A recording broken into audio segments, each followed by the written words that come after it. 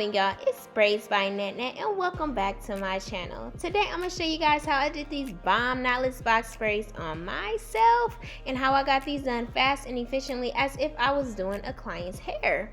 So in the back of my hair, I always do my parts bigger. Why? Because it's my hair and no one is back there, so I really don't care.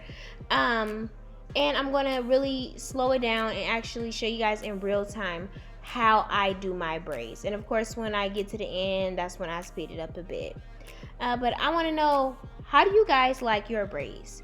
Do you care about how the middle of your hair look, or do you want all your parts the same size? I've met clients who was like, I want every single part the same size. And then some clients be like, girl, just do it big in the middle, ain't nobody looking. So just let me know down below your thoughts, and if you have any questions, feel free to ask. Please do not forget to like, comment, and subscribe. It really helps my channel. Y'all have a good day. Continue watching. Bye.